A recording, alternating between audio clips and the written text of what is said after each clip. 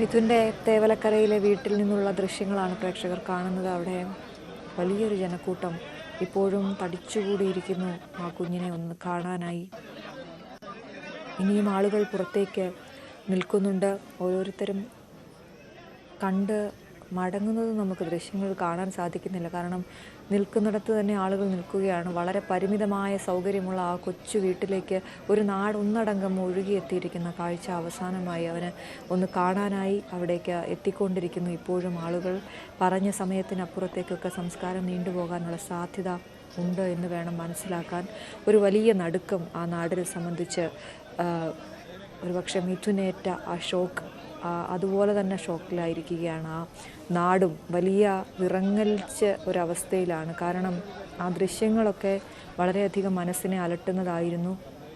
ഇപ്പോൾ ആ ദൃശ്യങ്ങളെക്കാൾ വൈകാരികമായ നിമിഷം മിഥുൻ്റെ അമ്മ വീട്ടിലേക്ക് മടങ്ങിയെത്തുന്നു. മാസങ്ങൾ ആയതേ ഉള്ളൂ കുവൈറ്റിലേക്ക് ജോലിക്ക് പോയിട്ട്. ഇപ്പോൾ അവർ മടങ്ങിയെത്തിയിരിക്കുന്നു. ചേതനയറ്റ മകൻ്റെ ശരീരത്തിനടുത്തേക്കാണ്. അവനെ ഒന്ന് തൊടാൻ പോലും കഴിയാതെ, അവനെ ജീവനോടെ ഒന്ന് അവസാനമായി കാണാൻ പോലും കഴിയാതെ ആ അമ്മ ആരോടും പരാതി പറയാതെ, ആരോടും പരിഭവം പറയാതെ അവനെ തന്നെ നോക്കിയിരിക്കുന്ന കാഴ്ച നമുക്ക് കണ്ടു നിൽക്കാനാകുന്നതിനും അപ്പുറമാണ്.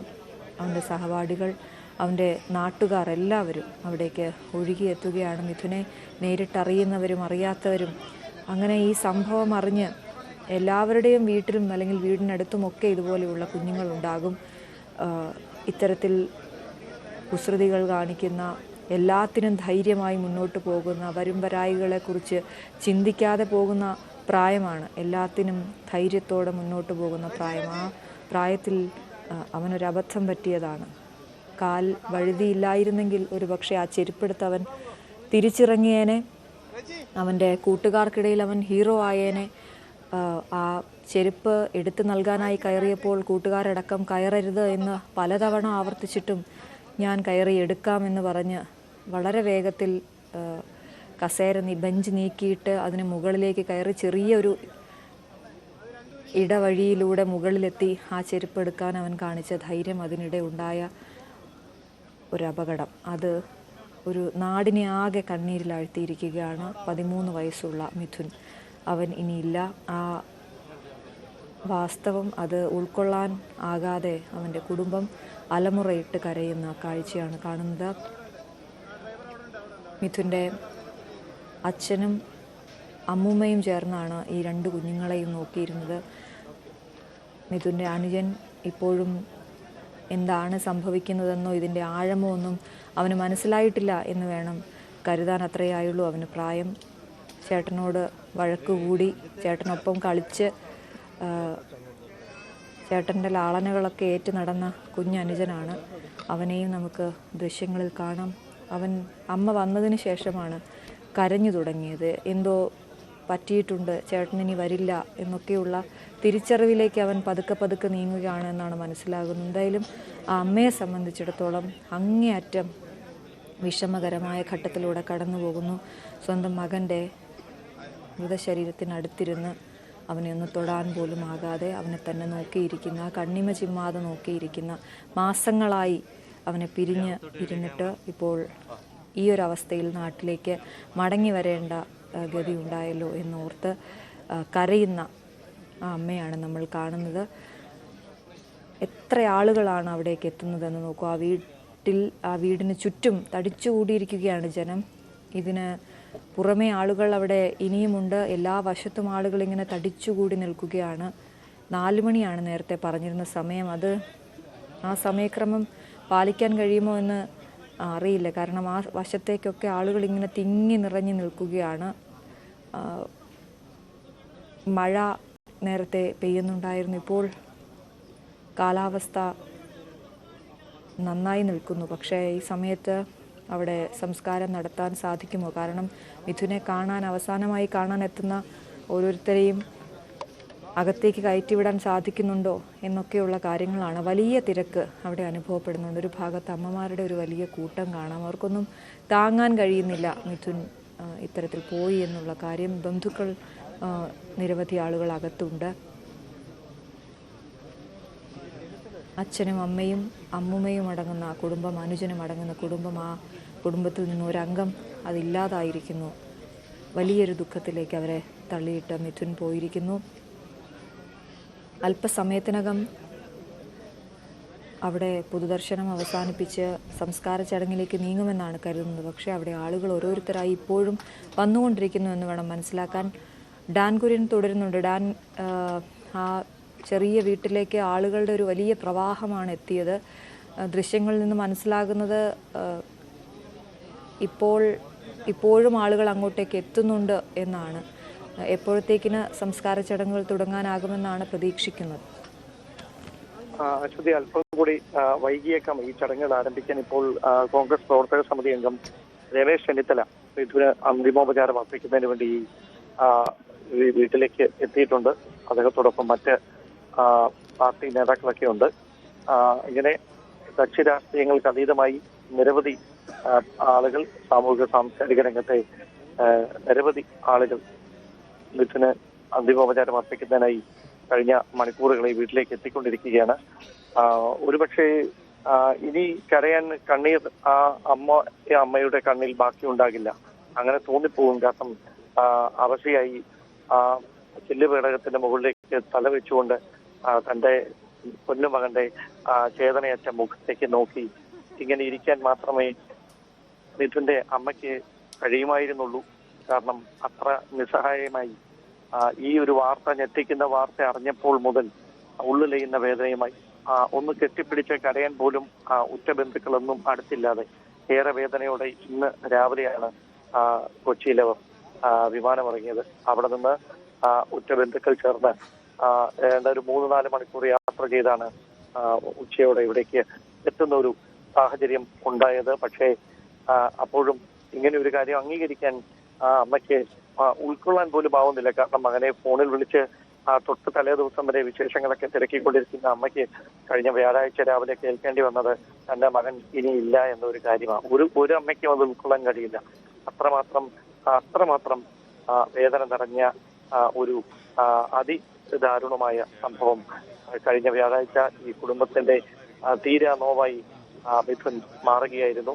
ആ നൊമ്പരം പിന്നീടങ്ങ് കേരളം ഏറ്റെടുക്കുകയായിരുന്നു. പിന്നീട് കേരളത്തിലെ ഓരോ വീട്ടമ്മമാരുടെയും നൊമ്പരമായി മിഥുൻ എന്ന 13 വയസ്സുകാരൻ ഓരോ വീട്ടിലെയും ഒരു കുടുംബാംഗമായി മിഥുൻ മാറുകയായിരുന്നു. ആ മിഥുന് ഒരു നാടിങ്ങനെ അറിഞ്ഞുകൊണ്ട് പിഴചൊല്ലുകയാണ്. ഇപ്പോൾ പ്രകൃതി ഒരു തരത്തിൽ ശാന്തമാണ്. അങ്ങനെയാണെങ്കിൽ ഈ ചടങ്ങുകൾ പറഞ്ഞ ക്രമത്തിനനുസരിച്ച് 4 മണിക്ക് തന്നെ അതുമായി ബന്ധപ്പെട്ട ചടങ്ങുകൾ ആരംഭിക്കുമെന്നതാണ് ഇനി അറിയാനുള്ളത്. അങ്ങനെയാണെങ്കിൽ 5 മണിക്ക് മുമ്പ് ഈ ചടങ്ങുകളൊക്കെ പൂർത്തിയാക്കാൻ കഴിയുമെന്നായിരുന്നു നേരത്തെ ബന്ധുക്കൾ പറഞ്ഞത്. ഈ ശവദാഹം നടത്തുന്നതിന് വേണ്ടിയിട്ടുള്ള മറ്റ് ക്രമീകരണങ്ങളൊക്കെ വീടിന്റെ ഒരു വശത്തായി അതുമായി ബന്ധപ്പെട്ട ക്രമീകരണങ്ങളൊക്കെ പൂർത്തിയാക്കി കഴിഞ്ഞിരിക്കുന്നു. അങ്ങനെയാണെങ്കിൽ ഈ തിരക്കൊന്ന് നിയന്ത്രണ വിധേയമായാൽ ഉടൻ തന്നെ ഈ സംസ്കാര ചടങ്ങുകൾ, മതപരമായ ചടങ്ങുകളൊക്കെ ആരംഭിക്കുമെന്ന് വേണം മനസ്സിലാക്കാൻ. അതുമായി ബന്ധപ്പെട്ട മറ്റ് നടപടികളൊക്കെ ഒരു വശത്ത് പുരോഗമിച്ചുകൊണ്ടിരിക്കുകയാണ്. എന്തായാലും ഇതുമായി ബന്ധപ്പെട്ട ഒരുപാട് തരത്തിലുള്ള വിവാദങ്ങൾ അല്ലെങ്കിൽ ഇങ്ങനെ ഒരു വീഴ്ച സംഭവിക്കാൻ പാടില്ലായിരുന്നു എന്ന തരത്തിലുള്ള സമൂഹത്തിന്റെ നാനാ തലങ്ങളിൽ നിന്ന് അതുമായി ബന്ധപ്പെട്ടുള്ള വിമർശനങ്ങളൊക്കെ ഉയരുന്നുണ്ടെങ്കിലും ഇപ്പോൾ അതല്ല. ഈ കുടുംബത്തെ ഒപ്പം ചേർത്ത് നിർത്തുക എന്നതിനാണ് ഏറ്റവും പ്രാധാന്യം. അതിനുശേഷമാണ് മറ്റ് നടപടികളൊക്കെ. ഏതായാലും ഈ നാട് മുഴുവൻ, ഈ തേവരക്കര എന്ന ഒരു ഗ്രാമം മുഴുവൻ ഒഴുകിയെത്തിയിരിക്കുകയാണ് ഈ മിഥുന്റെ കൊച്ചു വീട്ടിലേക്ക്. ഒരു വീടെന്ന് പറഞ്ഞാൽ അതിദയനീയമായ കാഴ്ചയാണ്. ഈ വീട്ടിൽ ഒരു 2 മുറികൾ മാത്രമുള്ള, പൂർണ്ണമായി മുഴുവനായിട്ടൊന്ന് തേക്കാൻ പോലും കഴിയാത്ത അങ്ങനെ ഒരു താൽക്കാലികമായി നിർമ്മിച്ചിരിക്കുന്ന എന്ന് തോന്നിപ്പോവും. കാരണം അത്രമാത്രം ദാരുണമായ ഒരു സാഹചര്യത്തിലാണ്, ദയനീയമായ സാഹചര്യത്തിലാണ് ദുരിതം പേറിയ ഒരു ജീവിതം മിഥുനും കുടുംബവും ഇവിടെ നയിച്ചുകൊണ്ടിരുന്നത്. അതിൽ നിന്ന് ഒരുപാട് പ്രതീക്ഷയോടെ ഒന്ന് ജീവിതം കരിപ്പിടിപ്പിക്കുന്നതിന് വേണ്ടിയാണ് മിഥുന്റെ അമ്മ ഒരുപാട് പ്രതീക്ഷകളോടെ ഏതാനും മാസങ്ങൾക്ക് മുമ്പ് വിദേശത്തേക്ക് പോയത്. പക്ഷേ ആ അമ്മയെ ഏറെ സന്തോഷത്തോടെ ചിരിക്കുന്ന മുഖവുമായി യാത്രയാക്കിയ മിഥുനെ ഏതാനും മണിക്കൂറുകൾക്ക് മുമ്പ് ചേതനയത്തെ അവസാനമായി കാണേണ്ടി വന്ന ഒരു അമ്മയുടെ നൊമ്പരം അത് ആർക്കും വാക്കുകൾ കൊണ്ട് പറയാനാവില്ല. ആ നൊമ്പരപ്പെടുത്തുന്ന കാഴ്ചകൾക്ക് മുമ്പിൽ നിസ്സഹായരായി നോക്കി നിൽക്കുകയാണ് ഈ വീടിന് ചുറ്റും തിങ്ങി നിറഞ്ഞിരിക്കുന്ന നൂറുകണക്കിന് ആളുകൾ. ഒരു നാട് ഒന്നടങ്കം വേദനയോടെ യാത്ര അയപ്പ് നൽകുകയാണ് മിഥുന് ഇതിൻ്റെ വസതിയിൽ. നിരവധി ആളുകൾ ഇപ്പോഴും എത്തിയിരിക്കുന്നു. ആയിരക്കണക്കിന് ആളുകളാണ് അന്ത്യോപചാരം അർപ്പിക്കുന്നതിന് വേണ്ടി എത്തിയത്. മിഥുൻ്റെ അമ്മ സുജ ഇന്ന് രാവിലെയാണ് നാട്ടിൽ തിരികെ എത്തിയത്. അല്പസമയത്തിനകം മതപരമായ ചടങ്ങുകളോടുകൂടിയാണ് മൃതദേഹം സംസ്കരിക്കുക. നാടൊന്നാകെ കണ്ണീർ കടലായി മാറുന്ന സാഹചര്യം, ശോകമൂകമാകുന്ന നിമിഷങ്ങൾ. അവിടെ സംസ്കാര ചടങ്ങ് നടക്കാൻ പോകുന്നിടത്ത് ഉൾപ്പെടെ വലിയ തോതിൽ ആളുകൾ തടിച്ചുകൂടി നിൽക്കുന്നത് കാണാൻ സാധിക്കുന്നു. പലരും മിഥുനെ ഒരു നോക്ക് കാണാൻ എത്തിയവരാണ്. പക്ഷേ അവർ ആ സങ്കടക്കാഴ്ച താങ്ങാനാകാതെ ആ വസതിയിൽ തന്നെ തുടരുന്ന സാഹചര്യം ആണ് ഉള്ളത്. മിഥുൻ്റെ കുടുംബത്തിനോടൊപ്പം മിഥുൻ്റെ അച്ഛനോടും അമ്മയോടും സഹോദരനോടുമൊപ്പം ആ സങ്കടത്തിൽ പങ്കാളികളാവുകയാണ് ഒരു നാട് ഒന്നടങ്കം. നാടിന് പ്രിയപ്പെട്ടവനായിരുന്നു, സ്കൂളിലെ മികച്ച വിദ്യാർത്ഥിയായിരുന്നു. ഈ അധ്യയന വർഷം ആണ് മിഥുൻ പുതിയ സ്കൂളിലേക്ക് പോയത്. അവിടെയും നിറയെ കൂട്ടുകാരുണ്ടായിരുന്നു മിഥുന്. കൂട്ടുകാരോടൊപ്പം കളിച്ചും ചിരിച്ചും പഠിച്ചും വളർന്ന മിഥുൻ അപ്രതീക്ഷിതമായ യാത്രയാണ് ഇപ്പോൾ പോകുന്നത്. ഇനിയൊരിക്കലും മടങ്ങി വരാത്ത ഒരു യാത്ര. സ്കൂളിലേക്ക് ഇനി മിഥുൻ ഉണ്ടാകില്ല. വ്യാഴാഴ്ച രാവിലെ ഇതേ വീട്ടിൽ നിന്നാണ് മിഥുൻ ആ സ്കൂളിലേക്ക് പുറപ്പെട്ടത്. വൈകിട്ട് മകൻ തിരികെ എത്തുന്നത് കാത്തു നിൽക്കുന്ന മുത്തശ്ശിക്ക് പക്ഷേ മിഥുൻ്റെ വിയോഗ വാർത്തയാണ് അറിയാൻ സാധിച്ചത്. ആ കുടുംബം ഒന്നടങ്കം തകർന്നുപോയ സാഹചര്യം ആയിരുന്നു. അമ്മ വിദേശത്തായിരുന്നു. അമ്മ ജോലി ആവശ്യത്തിന് വേണ്ടി വിദേശത്ത് പോയി വീട്ടുജോലി ചെയ്തിരുന്ന സ്ത്രീയാണ്. അവർ ആ കുടുംബത്തിൻ്റെ ഒപ്പം തുർക്കിയിലേക്ക് പോയിരുന്നു. തുർക്കിയിൽ വെച്ചാണ് ഈ ഒരു അപകട വിവരം സുജ അറിയുന്നത്. അങ്ങനെ ഇന്ന് രാവിലെയാണ് സുജയ്ക്ക് തിരികെ എത്താൻ സാധിച്ചത്. അങ്ങേയറ്റം നൊമ്പരപ്പെടുത്തുന്ന കാഴ്ചയായിരുന്നു സുജയുടേത്. പ്രത്യേകിച്ച് മകനു വേണ്ടി, മകനെ നന്നായി വളർത്താൻ പഠിപ്പിക്കാനൊക്കെ വിദേശത്തേക്ക് പോയ ആ അമ്മയ്ക്ക് മകൻ്റെ വിയോഗം താങ്ങാനാകുന്ന ഒന്നല്ല. ഒരുപാട് സ്വപ്നങ്ങളും പ്രതീക്ഷകളുമായാണ് മിഥുൻ എന്ന ആ മിടുക്കനായ വിദ്യാർത്ഥിയെ അവർ വളർത്തിയത്. പക്ഷേ ഇങ്ങനെ ഒരു സംവിധാനത്തിൻ്റെ അപാകതയിൽ പൊലിഞ്ഞു പോകും പാതിയിൽ ഈ ജീവൻ എന്ന് അവരാരും പ്രതീക്ഷിച്ചിട്ടില്ല. നേരത്തെ ഡാൻ സൂചിപ്പിച്ചതുപോലെ ഒരു നല്ല വീടവർ സ്വപ്നം കണ്ടിരുന്നു, സ്വന്തമായി ഭൂമി സ്വപ്നം കണ്ടിരുന്നു, വലിയ ബാധ്യത ബാങ്കിൽ ഉൾപ്പെടെയുണ്ട് എന്നാണ് അറിയുന്നത്. അതിൽ നിന്നൊക്കെ കരകയറുന്നതിന് വേണ്ടിയാണ് ആ അമ്മ വിദേശത്ത് ജോലിക്ക് പോയത്, ഒപ്പം മക്കളെ നന്നായി പഠിപ്പിക്കുന്നതിന് വേണ്ടി കൂടി. പക്ഷേ മിഥുൻ യാത്രയാകുന്നു. പാതി വഴിയിൽ ആ സ്വപ്നങ്ങൾ പൊലിഞ്ഞു പോകുന്നു. മിഥുൻ്റെ അനുജനെ, ഇളയ മകനെ കെട്ടിപ്പിടിച്ച് കരയുന്ന അമ്മയുടെ കാഴ്ച തീർച്ചയായും മലയാളികളുടെ ഉള്ളുലയ്ക്കുന്നു എന്നുള്ളതാണ്. ഇതൊരു നാടിൻ്റെ മാത്രമല്ല, വിളന്തറ എന്ന് പറയുന്ന ആ പ്രദേശത്തിൻ്റെ മാത്രം അല്ല, നമ്മുടെ ഒന്നാകെ ഓരോ മലയാളിയുടെയും നൊമ്പരമായി മാറുന്നു മിഥുൻ എന്നതാണ്. നേരത്തെ മിഥുൻ്റെ ഭൗതിക ശരീരം സ്കൂളിൽ അപകടമുണ്ടായ അതേ സ്കൂളിൽ തന്നെ, തേവലക്കര സ്കൂളിൽ പൊതുദർശനത്തിന് വെച്ചിരുന്നു. അവിടേക്ക് ആയിരക്കണക്കിന് ആളുകൾ ആണ് ഒഴുകി എത്തിയത്. താലൂക്ക് ആശുപത്രിയിൽ നിന്ന് തേവലക്കര സ്കൂളിലേക്ക് മൃതദേഹം കൊണ്ടുപോകുമ്പോൾ ആംബുലൻസിനെ അനുഗമിച്ചതും നൂറുകണക്കിന് ആളുകളായിരുന്നു. ആശുപത്രിയിലും നൂറുകണക്കിന് ആളുകൾ ഒരു നോക്ക് കാണാൻ തടിച്ചുകൂടിയിരുന്നു. അവിടെ നിന്ന് പിന്നീട് വളരെ സാവധാനം മാത്രമാണ് ആംബുലൻസിന് തേവലക്കര സ്കൂളിലേക്ക് പുറപ്പെടാൻ സാധിച്ചത്. അപ്പോഴേക്കും സ്കൂൾ ജനസാഗരമായി മാറിയിരുന്നു. പല പ്രദേശത്ത് നിന്നുള്ള ആളുകൾ, മിഥുനെ നേരിട്ട് പരിചയം ഉള്ളവർ, മിഥുൻ്റെ ക്ലാസ്സിലെ കുട്ടികൾ, അവരുടെ രക്ഷിതാക്കൾ, മിഥുനുമായി ഒരു പരിചയവുമില്ലാതെ ഈ വാർത്ത പുറത്തറിഞ്ഞതിന് ശേഷം എത്തിയവർ, അങ്ങനെ നൂറുകണക്കിന് ആളുകൾ തേവലക്കര സ്കൂളിൽ മിഥുനെ അന്ത്യയാത്ര ഒരുക്കി. അവിടെ നിന്ന് വേദനാജനകമായ കാഴ്ചയായിരുന്നു നേരത്തെ പങ്കുവയ്ക്കാൻ ഉണ്ടായിരുന്നത്. പ്രത്യേകിച്ച് മിഥുൻ പഠിച്ചിരുന്ന സ്കൂൾ, മിഥുൻ സുഹൃത്തുക്കളോടൊപ്പം കളിച്ചു വളർന്ന സ്കൂൾ, ആ വരാന്തയിലൂടെ മിഥുൻ സുഹൃത്തുക്കളോടൊപ്പം തോളിൽ കൈയിട്ട് നടന്ന ഇന്നലകൾ, അത് പെട്ടെന്ന് ഇല്ലാതാകുന്നു എന്നത് സുഹൃത്തുക്കൾക്ക് പോലും ഉൾക്കൊള്ളാനാകുന്നില്ല. വ്യാഴാഴ്ച രാവിലെ സ്കൂളിലേക്ക് 9 മണിക്ക് എത്തുമ്പോൾ സഹപാഠികൾ ആയിട്ടുള്ളവർ അവിടെ ഫുട്ബോൾ കളിക്കുകയായിരുന്നു. അതിനിടയിലാണ് ഒരു സുഹൃത്തിൻ്റെ ചെരുപ്പ് സ്കൂളിലെ ഷെഡിന് മുകളിലേക്ക് വീണത്. ആ ചെരുപ്പെടുക്കാൻ അവൻ അപ്പോൾ തന്നെ ശ്രമിച്ചിരുന്നു. പക്ഷേ കൂട്ടുകാർ അവനെ വലിച്ച് താഴെ ഇറക്കി എന്നാണ് സുഹൃത്തുക്കൾ പറഞ്ഞത്. പക്ഷേ അപ്പോഴേക്കും അവൻ ക്ലാസ് മുറിയിൽ കയറി അതിനു മുകളിലൂടെ ഷെഡിലേക്ക് എത്തുകയും അങ്ങനെ വൈദ്യുതാഘാതം ഏൽക്കുകയുമായിരുന്നു. ആ മരണത്തെ തടയാൻ കൂട്ടുകാർക്ക് സാധിച്ചില്ല. അവൻ പോയ സമയത്ത് സ്കൂളിലെ മുകൾ കെട്ടിടത്തിലേക്ക് പോയ സമയത്ത് കുട്ടികളുടെ ശ്രദ്ധ ഉണ്ടായില്ല.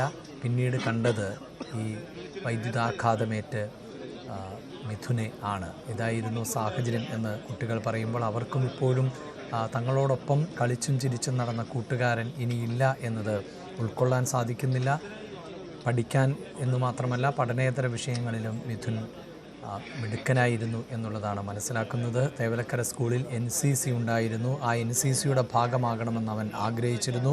അതുകൊണ്ടുകൂടിയാണ് ആ സ്കൂൾ തിരഞ്ഞെടുത്തത് എന്നാണ് കുട്ടികൾ പറയുന്നത്. അങ്ങനെ NCCയിലേക്ക് സെലക്ഷനും കിട്ടിയിരുന്നു. പക്ഷേ NCCയുടെ ഭാഗമാകുന്നതിന് മുമ്പ് മിഥുന് അവസാനിപ്പിക്കേണ്ടി വന്നു. മിഥുൻ വിട പറഞ്ഞു എന്നുള്ളതാണ്. ആ സ്കൂൾ മുറ്റത്തു നിന്ന് എന്നേക്കുമായി മിഥുൻ പടിയിറങ്ങുമ്പോൾ അവിടെ അധ്യാപകർക്ക്, സഹപാഠികൾക്ക്, അനധ്യാപകർക്കൊന്നും അത് താങ്ങാനാകുന്ന നൊമ്പരമായിരുന്നില്ല. അത്രമേൽ വലിയ ദുഃഖത്തോടെയാണ് ഒരു നാട് സ്കൂളിൽ നിന്ന് മിഥുനെ യാത്രയാക്കിയത്. അവിടെ നിന്നാണിപ്പോൾ വിളന്തറയിലെ വസതിയിലേക്ക് മിഥുൻ്റെ ഭൗതിക ശരീരം എത്തിച്ചത്. അവിടെയും വലിയ ആൾക്കൂട്ടത്തെ നമുക്ക് കാണാൻ സാധിക്കുന്നു. ഇപ്പോഴും മിഥുൻ്റെ ഭൗതിക ശരീരം കാണുന്നതിന് വേണ്ടി നിരവധി ആളുകൾ ആണ് എത്തിക്കൊണ്ടിരിക്കുന്നത്. അതോടൊപ്പം തന്നെ മറ്റ് സംസ്കാര ചടങ്ങുകളും പുരോഗമിക്കുന്നു എന്നാണ് നമുക്ക് മനസ്സിലാക്കാൻ സാധിക്കുന്നത്. സുഹൃത്തുക്കളോടൊപ്പം കളിചിരികളോടെ നടക്കേണ്ട മിഥുൻ ആണ്. ആ കളിചിരിയുടെ ഒച്ചയായിരുന്നു ഈ വീടിൻ്റെ മുറ്റത്ത് നിന്ന്, ഈ വീട്ടിൽ നിന്ന് ഇന്ന് ഉയരേണ്ടിയിരുന്നത്. പക്ഷേ അവിടം അങ്ങനെയല്ല. മിഥുൻ ഒന്നും മിണ്ടാതെ, സംസാരിക്കാതെ, ചലിക്കാതെ ചേതനയറ്റ ശരീരമായി മാറിയിരിക്കുന്നു. എല്ലാവരുടെയും കണ്ണീർ മാത്രമാണ് ഇപ്പോൾ ആ വീട്ടിൽ ഉള്ളത്. വിലാപം മാത്രമാണ് കേൾക്കുന്നത്. അടങ്ങാനാകാത്ത ദുഃഖം ആണ്. അണപൊട്ടുന്ന സങ്കടക്കടലായി ആ വീട് മാറിയിരിക്കുന്നു എന്നുള്ളതാണ്. ആ അമ്മയ്ക്ക് ഇങ്ങനെയൊരു ദുരന്ത കാഴ്ചയിലേക്കാണ് മടങ്ങിയെത്തേണ്ടി വന്നത്. അച്ഛൻ കൂലിപ്പണി ചെയ്ത് മക്കളെ വളർത്തിയിരുന്നു. അങ്ങനെയുള്ള ഒരു യാത്ര പാതി വഴിയിൽ പൊലിഞ്ഞു പോകുന്നു എന്നുള്ളതാണ്. ആ കുടുംബത്തിന് താങ്ങാവുന്നതിനും അപ്പുറം ആണ് ഈ നൊമ്പരം, ഈ വേർപാട്. അത് എങ്ങനെയൊക്കെ ന്യായീകരിക്കപ്പെട്ടാലും, ഏത് സംവിധാനത്തെ കുറ്റപ്പെടുത്തിയാലും അവർക്ക് അവരുടെ മകൻ നഷ്ടമായിരിക്കുന്നു എന്നുള്ളതാണ്. ഒരു പക്ഷേ ഈ വലിയ ആൾക്കൂട്ടം ഇന്ന് അല്പസമയം കൂടി അവിടെ തുടർന്നേക്കാം. അതിനുശേഷം ആ കുടുംബം ആ പഴയ ജീവിതത്തിലേക്ക് തിരികെ എത്തണമെങ്കിൽ ഒരുപാട് സമയമെടുക്കും എന്നുള്ളതാണ്. ആ അമ്മയ്ക്ക് മകൻ്റെ വിയോഗത്തെ ഉൾക്കൊള്ളേണ്ടതുണ്ട്. സഹോദരന്, അനുജനാണ് മിഥുന് ഒരു അനുജൻ ആണ് ഉള്ളത്. അനുജൻ ഇപ്പോഴും ആരോടും സംസാരിക്കാതെ നിൽക്കുന്നൊരു സാഹചര്യം ഉണ്ടാകുന്നു. ആ അനുജൻ്റെ മാനസികാവസ്ഥ, മുത്തശ്ശിയുടെ മാനസികാവസ്ഥ, അതെല്ലാം ഇനി അവർ തിരികെ ആ ജീവിതത്തിലേക്ക് മടങ്ങണമെങ്കിൽ തന്നെ ദിവസങ്ങളോളം സമയം വേണ്ടിവരും. ഒരു സംവിധാനം അനാസ്ഥ, അത് ഒരു ജീവൻ്റെ വിലയാണ് നൽകേണ്ടി വന്നത് എന്നതാണ് ഏറ്റവും ദുഃഖകരം. സങ്കടക്കടലായി ഈ വിളന്തറ എന്ന പ്രദേശം മാറിയിരിക്കുന്നു. നാടൊന്നാകെ മിഥുൻ്റെ വസതിയിലേക്ക് ഇരച്ചെത്തുന്നു. അവരെന്നാകെ നാടിൻ്റെ പൊന്നോമനയ്ക്ക് യാത്രയയപ്പ് നൽകുന്നു. അല്പസമയത്തിനകം സംസ്കാര ചടങ്ങ് നടക്കും. മതപരമായ ചടങ്ങുകൾ ആണ് നടക്കുക. മുതിർന്നവർ എല്ലാവരും ജീവിച്ചിരിക്കുമ്പോൾ മകൻ യാത്രയാകുന്നു എന്നത് ആ കുടുംബത്തിലെ ഓരോരുത്തരെയും അത്രമേൽ വിഷമിപ്പിക്കുന്ന, സങ്കടപ്പെടുത്തുന്ന ഒന്നാണ്. ആരും പ്രതീക്ഷിക്കാതിരുന്ന ഒരപകടം, ഒട്ടും പ്രതീക്ഷിക്കാൻ പറ്റാത്ത ഒരപകടം. മകൻ സ്കൂളിലേക്ക് പോകുമ്പോൾ ഇങ്ങനെ ഒരു മടങ്ങിവരവ് അച്ഛനോ അമ്മയോ ആരും പ്രതീക്ഷിച്ചിട്ടുണ്ടാകില്ല. അവർക്കിപ്പോഴും ഉൾക്കൊള്ളാനും വിശ്വസിക്കാനും പ്രയാസകരമായിരിക്കും എന്നതാണ് വസ്തുത. തീരാനൊമ്പരമായി മിഥുൻ മാറുന്നു. ഒരു നാടിൻ്റെ ഒന്നാകെ വേദനയായി മിഥുൻ മാറുന്നു. അല്പസമയത്തിനകം തന്നെ ചടങ്ങുകൾ ആരംഭിക്കും. സംസ്കാര ചടങ്ങുകൾ ആരംഭിക്കാൻ പോകുന്നു എന്നാണ് നമുക്ക് മനസ്സിലാക്കേണ്ടത്.